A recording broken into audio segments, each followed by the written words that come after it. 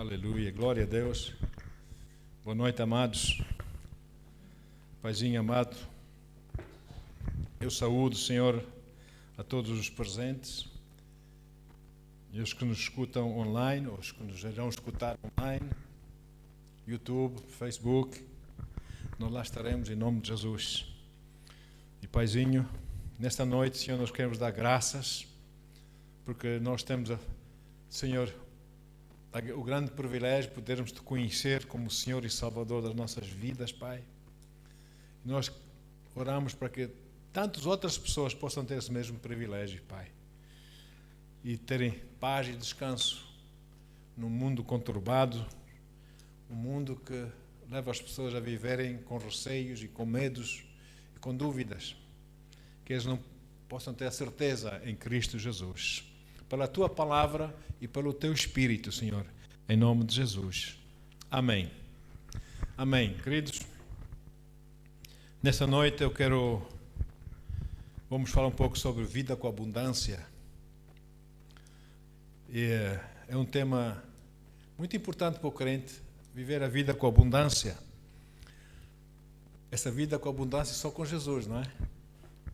Porque em João capítulo 10, versículo 10, Jesus diz que o diabo só vem para matar, para roubar e para destruir. Mas eu vim para que tenham vida e a tenham com abundância. Temos Zoe, a vida do tipo da vida de Deus, a minha vida eterna. E não só isso, mas já aqui na terra, vitórias e autoridades e em nome do Senhor Jesus para mudarmos as nossas vidas para melhor em nome de Jesus. Deus não quer que as pessoas vivam neste mundo uma vida sobrecarregada, uma vida oprimida. Por isso Jesus diz, na palavra está lá no livro de Mateus, capítulo 11 e o versículo 28, Jesus diz que vinde a mim, todos estáis cansados e sobrecarregados, e eu vos aliviarei. Essa é a vontade do nosso Pai. Deus dizer que nos vá bem,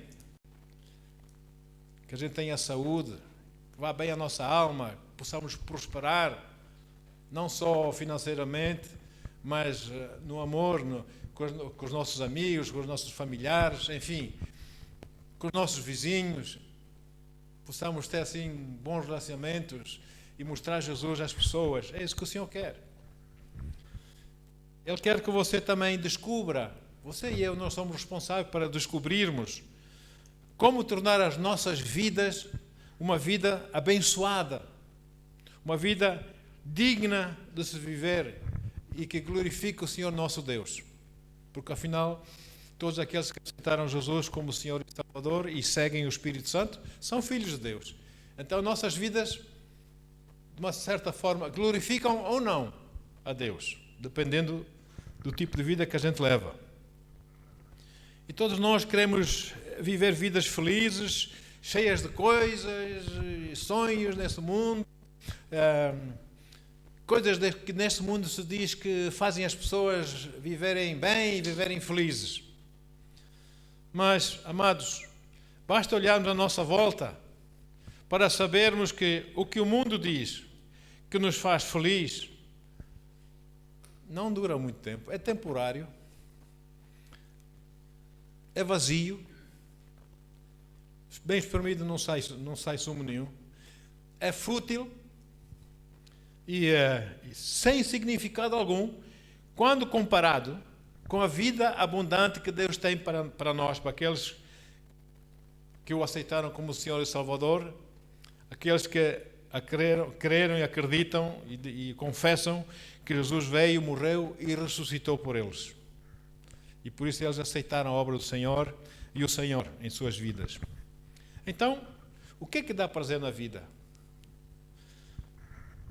O que os prazeres desse mundo dão prazer na vida? Até o pecado diz que temporariamente, por um tempo, dá prazer. Depois vêm as dores. É assim, muita gente diz que sim, é isso mesmo.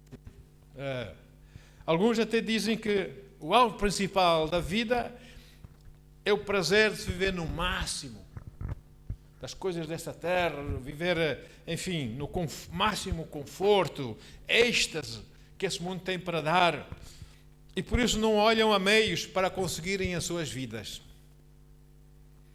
Enfim, mas à noite, naquele silêncio da noite, eles sentem o vazio lá dentro deles. Sentem, só que não confessam. Porque falta lá Deus. Deus tem que preencher esse vazio. Este tipo de pensamento acompanha a filosofia das pessoas hoje, que diz que viva a vida. Olha, busca viver em prazer enquanto puderes, porque enquanto estás vivo, olha, goza a tua vida. Porque não sabes o que é que vai ser o teu dia amanhã. E poupa, porque não sabes qual vai ser o dia amanhã. É uma vida muito, muito limitadinha da costa, não é? É muito limitado. Temos que pôr a nossa confiança no dinheiro, não em Deus. Enfim. Mas deixe-me dizer o seguinte. Ninguém vive para sempre neste mundo. Ponto número 1. Antes, um dia nós seremos colocados num lugar onde viveremos eternamente. E esse lugar onde nós vamos ser colocados tem a ver com a nossa escolha agora, nesta vida. E lá viveremos para sempre. Segundo as nossas escolhas, as nossas ideias, as nossas filosofias, etc. O ir para o céu, como diz a Bíblia, diz que iremos para o céu ou para o inferno. O irmos para o céu ou para o inferno depende da escolha de cada um de nós. Então eu considero para que escolha bem, escolha Jesus. E digo isto, e pergunto logo a seguir, será que o prazer deste mundo tem para oferecer é o máximo, é o êxtase de tudo na vida? Ou será que há mais? Eu sei que há muito mais para além disso. Veja o que o Senhor diz. O Senhor conta aqui para nos dar um exemplo, ele fala-nos em parábolas para nos explicar verdades espirituais, usando exemplos cada dia, e as pessoas poderem entender. Em Lucas 12, versículos 16 a 20, a palavra do Senhor diz assim. Lucas 12, 16 até 20. Diz: E lhes proferiu ainda uma parábola, dizendo: O campo de um homem rico produziu com abundância. E arrazoava consigo mesmo, dizendo: Que farei, pois? Não tenho onde recolher os meus frutos? E disse: Farei isso, destruirei os meus celeiros, reconstruí-los-ei maiores, e ainda recolherei todo o meu produto e todos os meus bens. Então direi à minha alma: Tens em depósito muitos bens para muitos anos. Descansa, come, bebe e regala-te. Mas Deus lhe disse: Louco, esta noite te pedirão a tua alma, e o que tens preparado, para quem será? Essa passagem sobre o homem rico descreve-nos pessoas do prazer fútil, do prazer temporário, do prazer que, ao fim do caso, deixa ser o prazer para ser um vazio. Não é? E gente que pensa assim, estão-se a portar como o tolo, o homem, o tolo rico, lá que acabamos de ler. Louco, esta noite te pedirão a tua alma. E o que tens preparado, para quem será? E será que eu poderia, durante toda a minha vida, viver a enganar as pessoas, enfim, não é? Para amontoar uma fortuna, amontoar dinheiro, ter muito dinheiro no final da minha vida, não é? Como se isso fosse tudo na vida. Mas eu sei que se eu fizesse isso, eu jamais seria feliz. E mais, e aos olhos de Deus, eu não passaria de um miserável. Não, os meus tesouros são outros. São eternos. Bendito seja o nome do Senhor.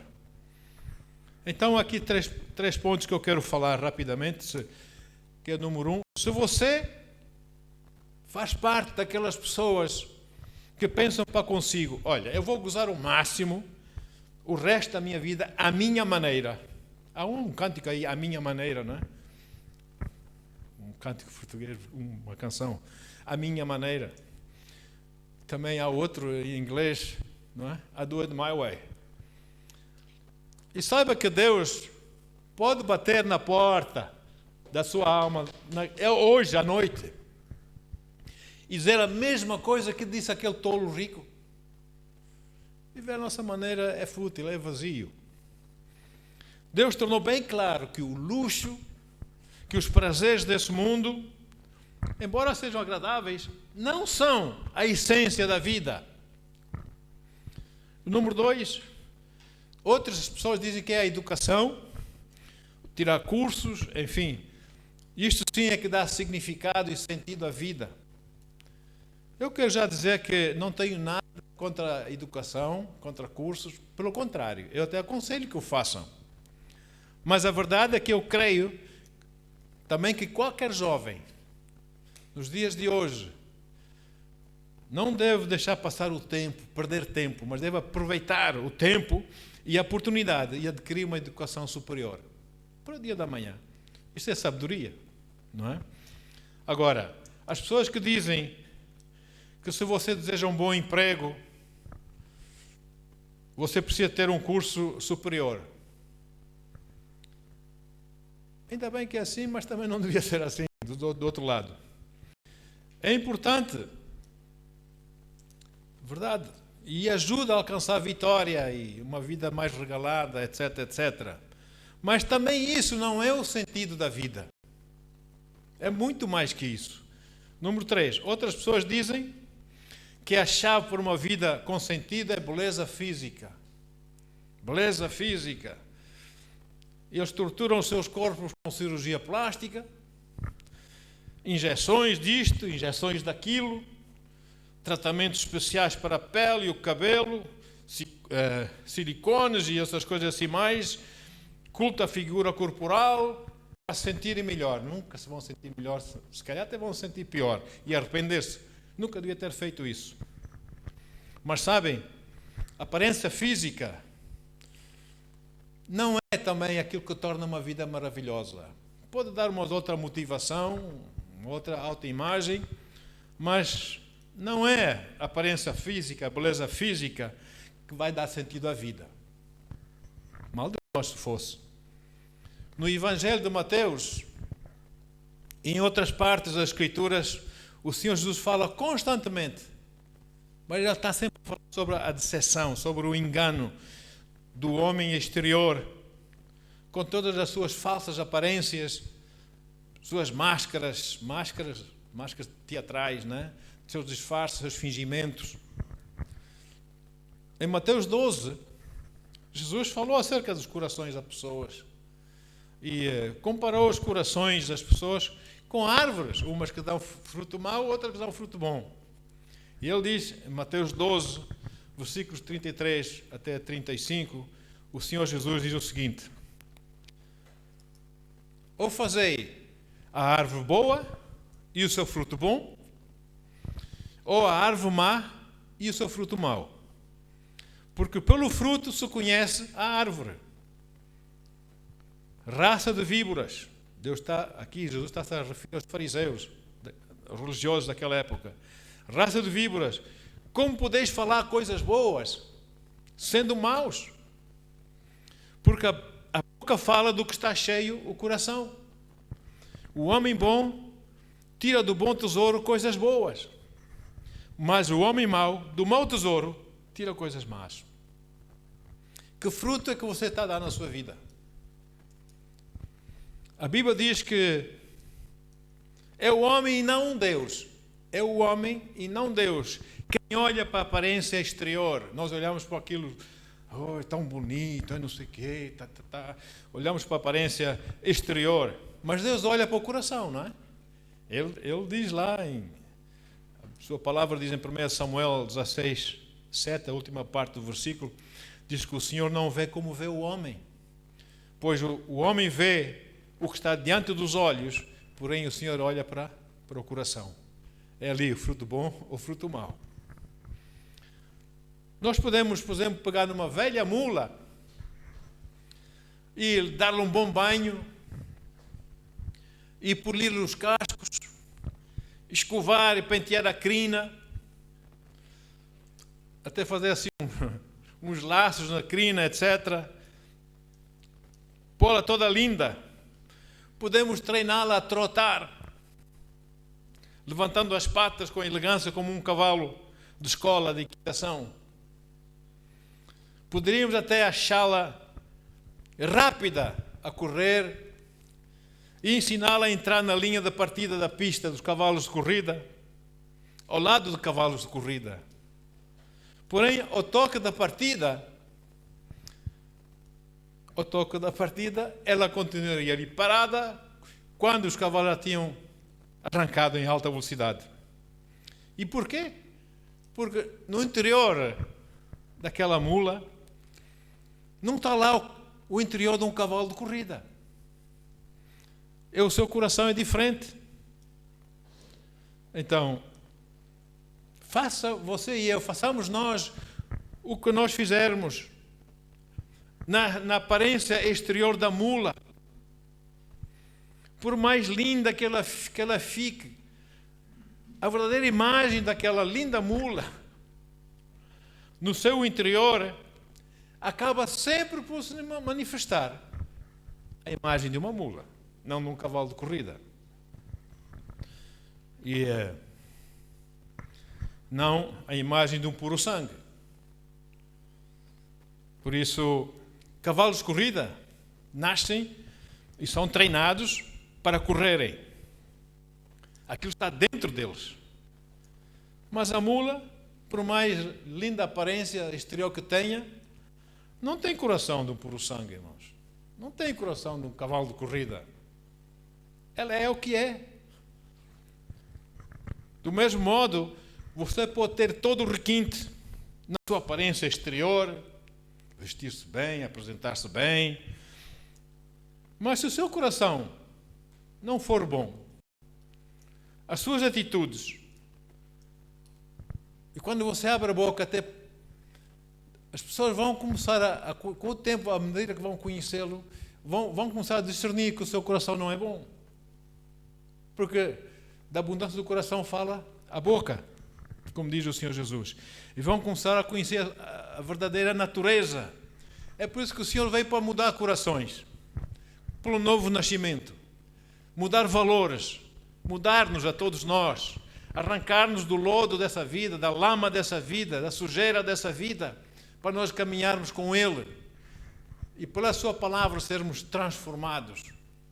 Bendito seja o Seu santo nome. Aleluia. Para que nós possamos falar daquilo que está dentro de nós, que é a palavra de Deus, do âmago do nosso coração.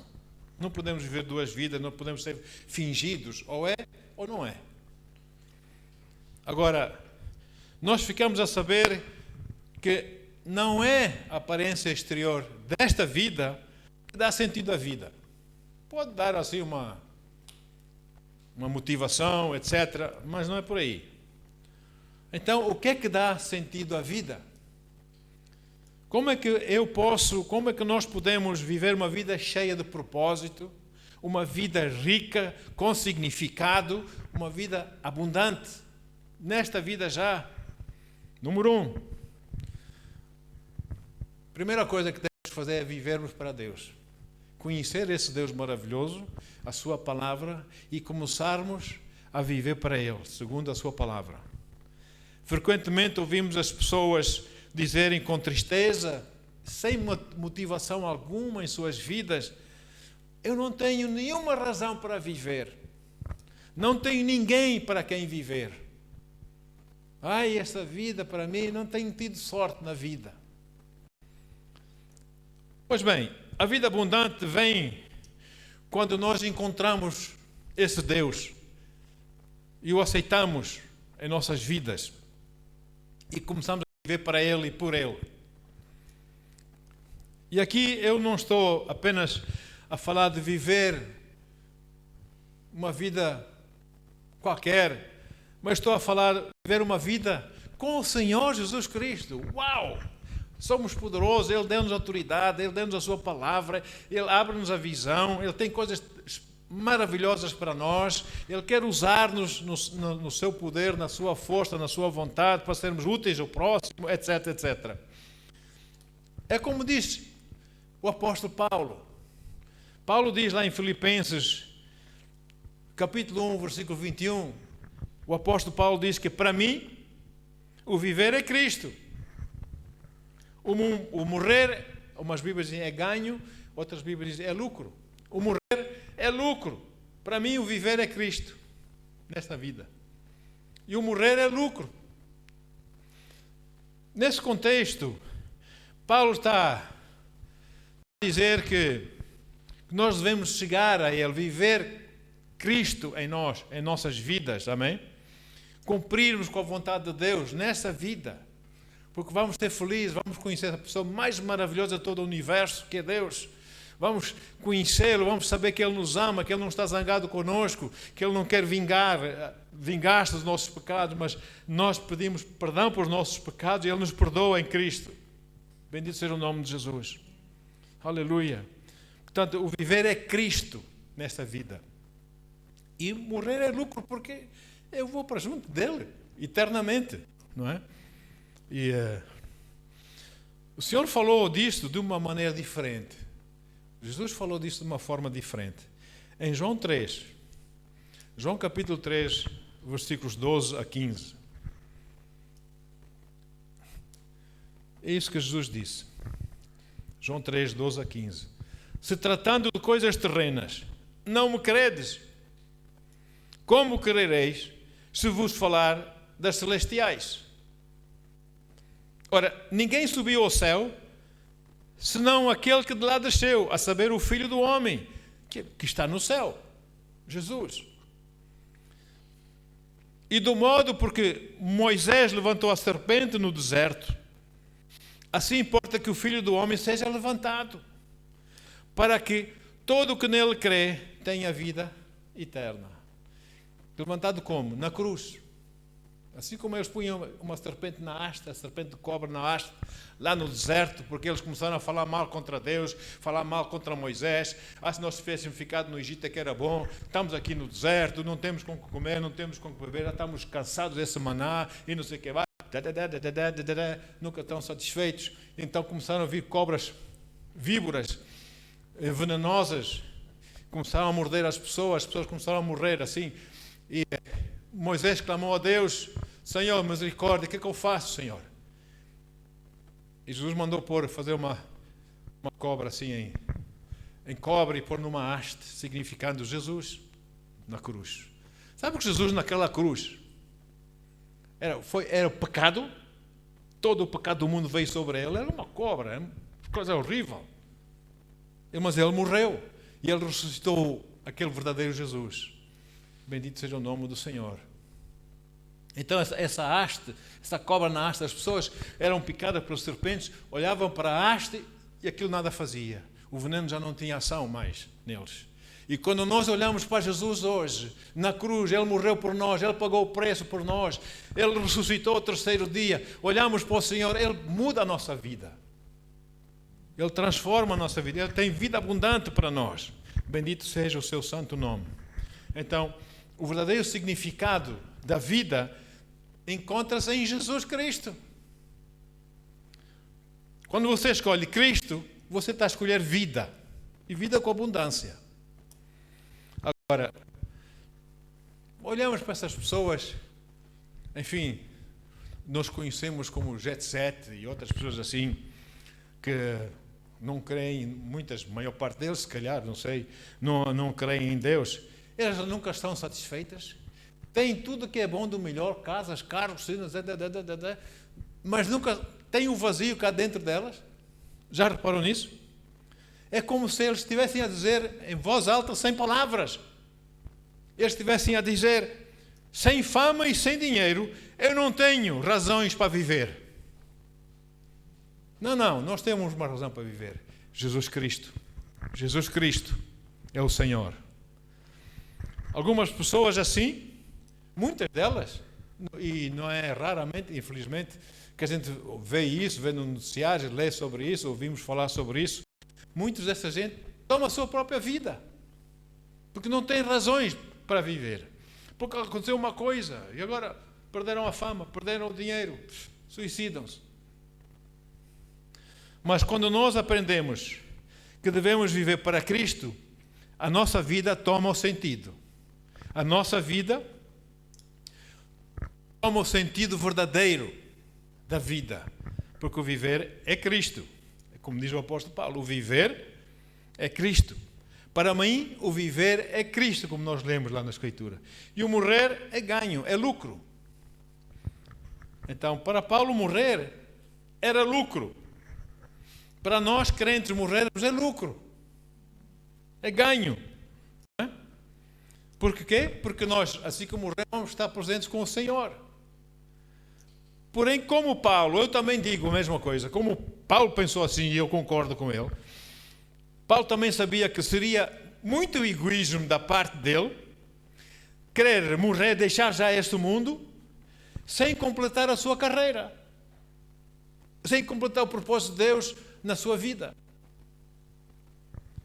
Porquê? Porque através de nós, muitas pessoas ainda podem vir a ouvir a palavra do Senhor e podem ter a oportunidade de escolha, sim ou não, para Deus.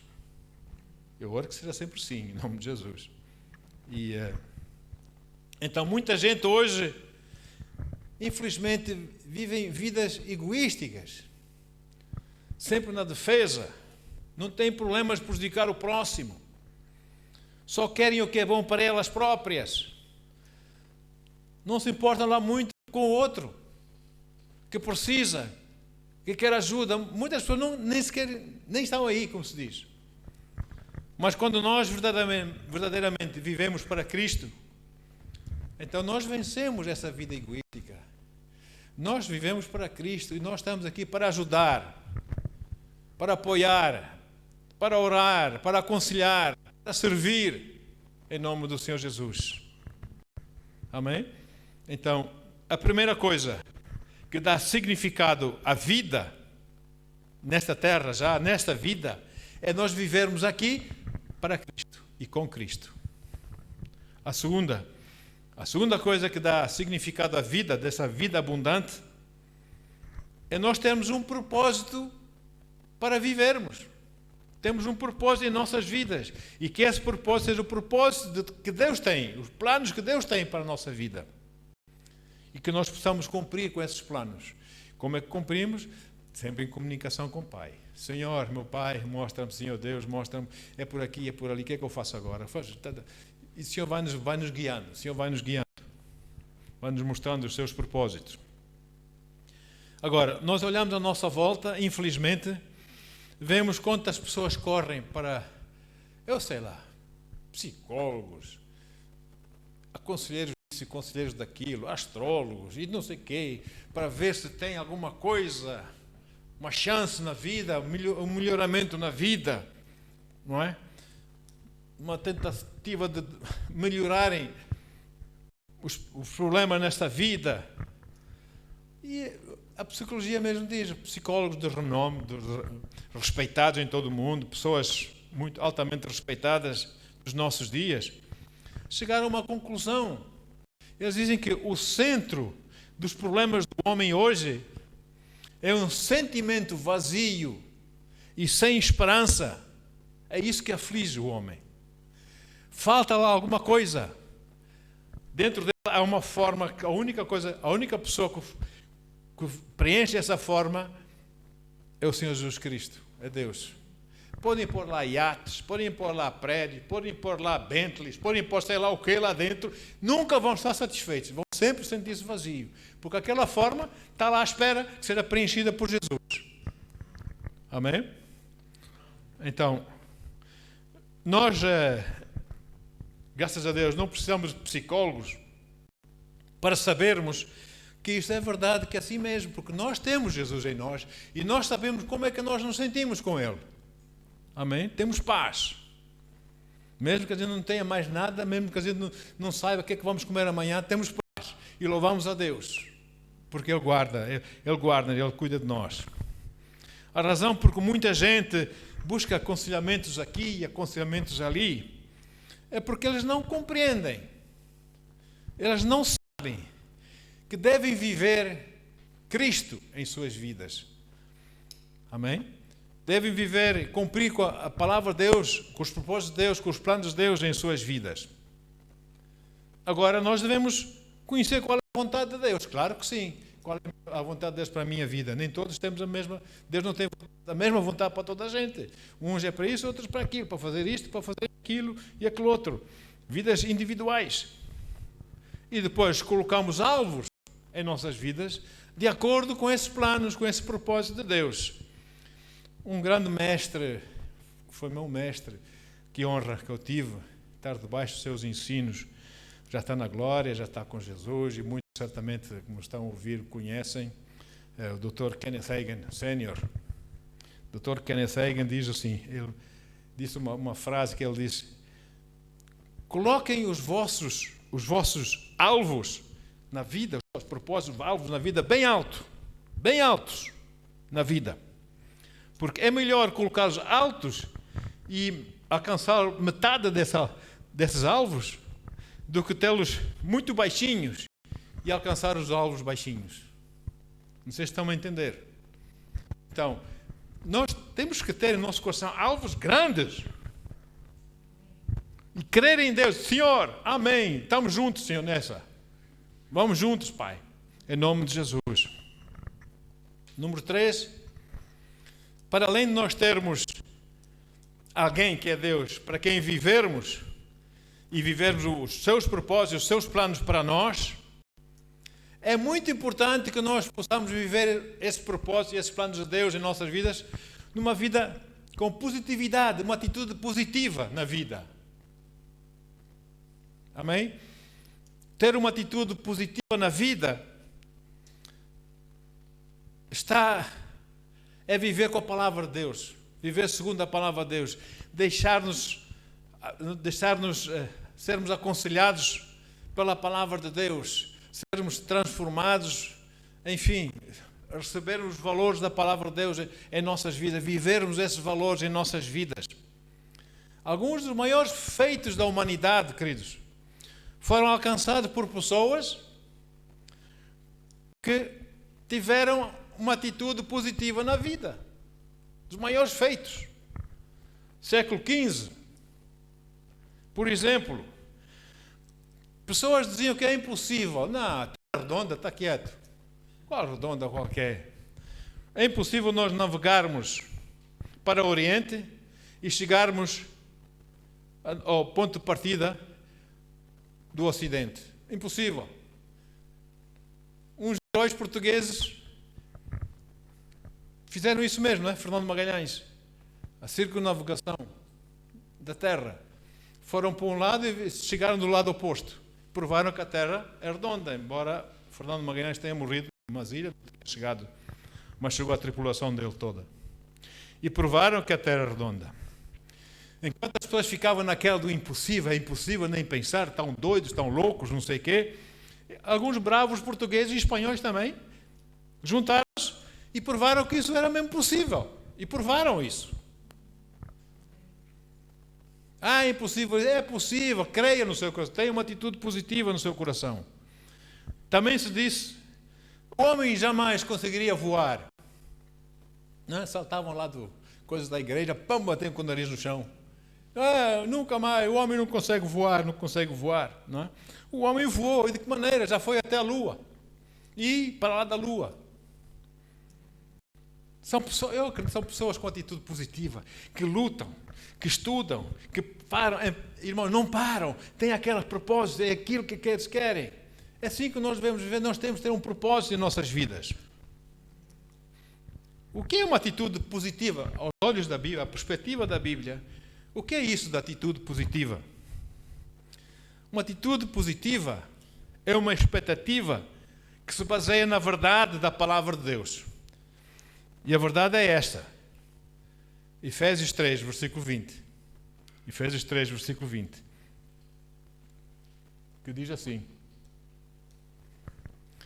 que Deus é poderoso para fazer tudo, não algumas coisas, tudo, muito mais abundantemente, além daquilo que pedimos ou pensamos, segundo o poder que em nós opera, que é o Espírito Santo, que opera em nós.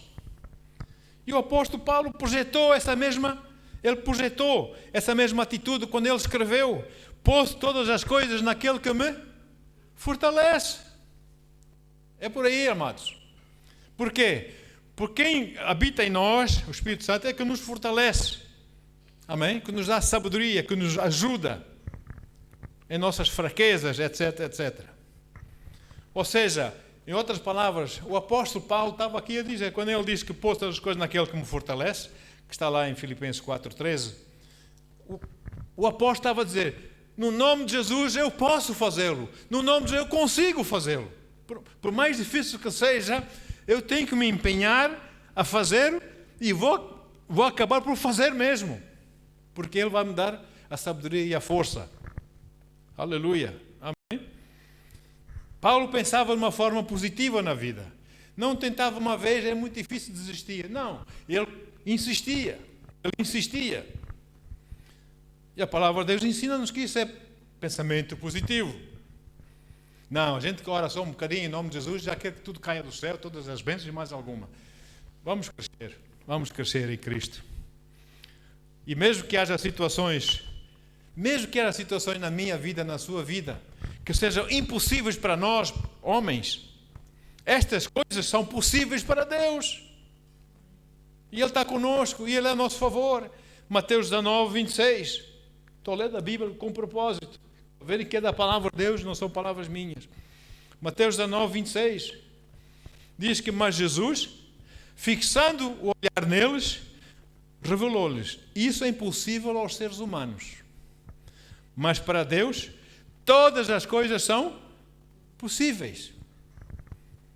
Por outras palavras, quando você vive crendo, cumprindo, obedecendo a palavra de Deus, Deus vai poder fazer coisas na sua vida, porque você está a dar a oportunidade a Ele fazer. E Ele vai fazer o quê? Tudo, muito mais, abundantemente, além daquilo que você pode pedir ou pensar. É isso que Deus quer para nós, amados. Isso é vida abundante em nossas vidas. O apóstolo Paulo diz o seguinte: posso todas as coisas naquele que me fortalece. Esta mesma força que Paulo falou, que faz com que ele possa fazer todas as coisas, essa mesma força que Paulo mencionou aqui, está disponível para si hoje, para mim hoje. Depende da nossa escolha. Mas antes de nós podermos receber essa força, nós temos de crer que podemos. Com Ele, com Jesus, podemos. É simples. Quando você tem Jesus e você conhece as promessas de Deus na sua palavra, e o que Ele tem para si, você pode dizer: eu posso. Eu posso, porque não é na minha força, não é na dele. Eu posso. E por que eu acho que o apóstolo Paulo escreveu isso na palavra de Deus, nas suas cartas aos Filipenses? Ele escreveu isso por causa do Senhor Jesus, por causa de Deus e da sua palavra. Ele escreveu isso. Ele escreveu isso porque você também pode ter, e Ele quer que você tenha isso. Deus quer que você tenha essa autoridade, esse poder, essa força. Porém, você não vai consegui-lo apenas por falar, assim, sem fé, sem crer, sem convicção. Você vai falar e pensa que as coisas acontecem. Você tem que crer, você tem que ter uma convicção do Espírito Santo no seu coração, da palavra de Deus, que assim é. E você fala, e fala com autoridade. Amém? Então sim, você vai conseguir. Exemplo, se a palavra de Deus diz que você pode ter vida eterna, é porque você pode ter vida eterna. Depende da sua escolha. Se a palavra de Deus diz que você pode receber o batismo do Espírito Santo e falar línguas e ser usado no poder de Deus, é porque você pode receber essas coisas, você crendo e entregando-se ao Senhor. Se a palavra de Deus diz que você pode receber cura, é que você pode, desde que creia naquilo que a palavra diz. Se a palavra de Deus diz que você pode ser próspero, é porque você pode ser próspero se você crer e fazer aquilo que a palavra instrui. É a palavra de Deus. Se a palavra de Deus diz que você pode crer para receber aquilo que você precisa para a sua vida, é porque você pode, desde que creia. Deus não é homem para que minta. É seu direito. Deus quer que você tenha essas coisas, porque Deus o disse na sua palavra. Deus tem uma aliança com Jesus, que fez por nós, Jesus no seu sangue, baseada em melhores promessas. Aleluia. Irmãos, um crente com atitude negativa é um crente derrotado. Porém, um crente com atitude positiva, baseada na palavra de Deus, firme na palavra de Deus, é alguém feliz, que tem paz no seu coração, a paz de Deus, e que faz algo para glorificar o seu Deus e fazer bem ao seu próximo. Uma pessoa assim colhe benefícios da parte de Deus. Então, amados, não se esqueçam que o sucesso vem para nossas vidas quando nós vivemos para esse Deus maravilhoso, quando nós temos os seus planos e os seus propósitos para nossas vidas, amém? E seguimos as suas instruções, etc., e obedecemos ao Senhor, nos entregamos a Ele. Só porque alguém não recebeu cura, não muda o facto de que a cura nos pertence. E que essa é a vontade de Deus, que andemos em saúde divina. Se eu não tenho fé para receber cura, só se for por milagre que eu vou receber a cura. Eu tenho que crer, receber do Senhor, não duvidar.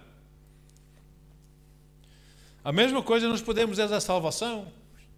Nós sabemos que o novo nascimento é a vontade de Deus para toda a gente neste mundo. Deus quer que todos sejam salvos, nasçam de novo em Cristo.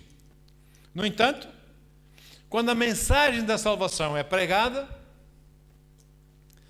muitos desprezam essa mensagem, não querem ouvir, não estão nem em tempo para isso, e por isso não são salvos. E outros dão tempo, e ouvem a palavra, e seguem as instruções, e são salvos.